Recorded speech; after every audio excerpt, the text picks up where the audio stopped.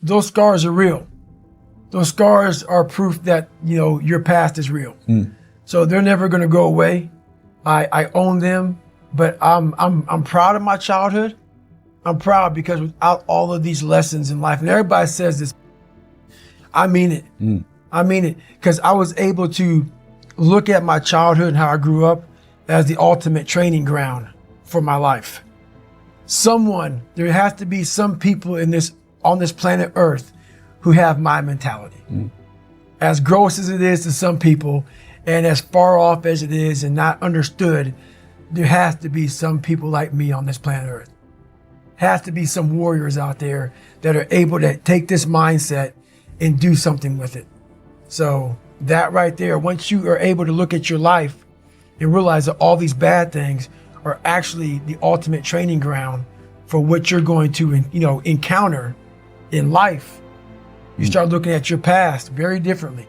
You are your present, future, and past are all important aspects of who you really are. Unfortunately, many people overlook at least one. Because they don't feel at peace with who and what they are, they find it hard to follow through on the goals they set.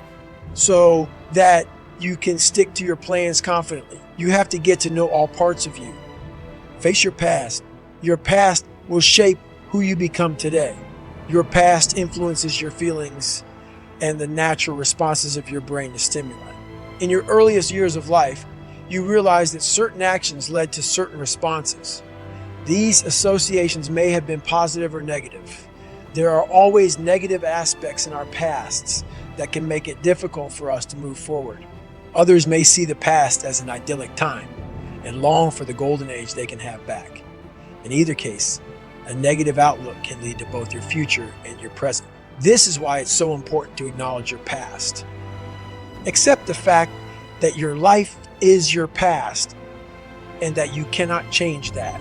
The past cannot be changed, no matter how much you try, but you can change it and make it reflect you better. Your past is yours to make meaning of. It doesn't have the power to disable you. You can harness it to power your drive for the future. It can only hold as much power that you give it, so make sure to use that power wisely. Recognize and accept the trauma you have, even though it may be difficult. You don't have to forget about trauma or minimize its importance, but you must learn to see the trauma as a whole and give it the weight it needs. This is true for both minor and major trauma. No matter how much trauma you still have, it is important to learn from it. Analyze your past to see how it has affected you. Once you have recognized your trauma, then you can explore how that trauma or your joy in life has changed you. Now think about all the things you might have done differently without the trauma. Without it, think about where you might be. It's okay to regret the decisions you made, but see the impact of your past on who you are today and envision how it can influence the future. Your past will have an impact on who you are, but it is not your only influence. Avoid keeping painful reminders that only make you feel worse for your present. Don't keep old trinkets around that make you feel less good about yourself. Forgive, but don't forget. If you feel it will help you forgive those who have hurt your feelings, do so. You don't have to forgive people who have hurt you. It's about letting go of the guilt and shame that has held you back. You release yourself from the pain of your hurt and its power over. It is important to remember what happened. You can't block those memories, but it is a waste of time. Let yourself forget the pain and move forward without bitterness. You must realize that what you remember may not be 100% accurate. Memory is a fuzzy thing. People can forget what happened to them. Even a casual conversation may change your memory of past events. Memory is flexible, so remember that your memories may be incomplete. You may only remember the basic details of an event, but you might forget the details. It's normal to forget details. Your memories are influenced by your emotions and experiences. It's that simple. Once you realize this, the past may not be as powerful as it seems. Although it isn't changeable, as I stated, you can make changes to bring about peace. Your past is a source of gratitude. Even if your history is terrible, there are still things you can be grateful for. You can think of something positive and be grateful it happened. It could be something small, but it can save someone who is suffering. Your dad might have been a negligent drunk, but you will always remember that he used to take you out to ice cream and that was the best time you had with him.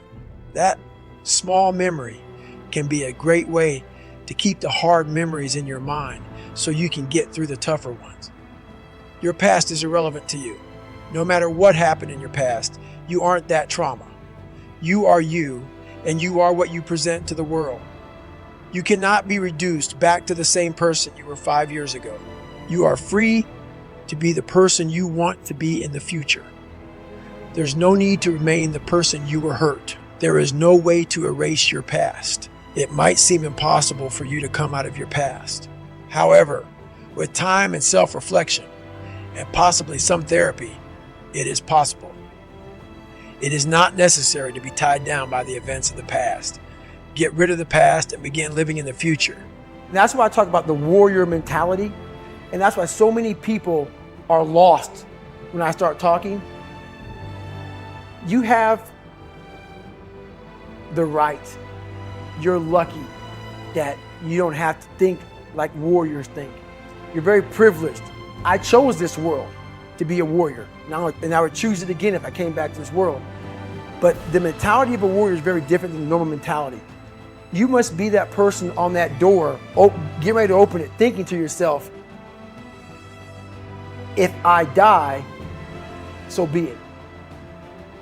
The only way you can go in that door is knowing there's a great chance you're gonna die. It's like being a SEAL, you train with live ammo. You jump out of an airplane, everything you do, you could die.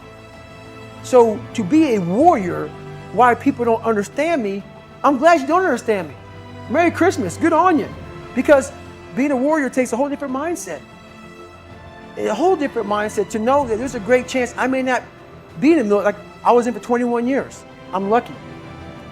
I'm very lucky that I'm alive, able to talk to you, able to still run. But when you sign up on that dotted line to be like a SEAL, your mentality changes. I may not live. You gotta accept that. And that's the mentality you have. I realize that prejudice is everywhere. There is a piece of it in every person and each and every organization. And if you are the only in any given situation, it's on you to decide how you're gonna handle it because you can't make it go away. For years, I used it to fuel me because there's a lot of power in being the only.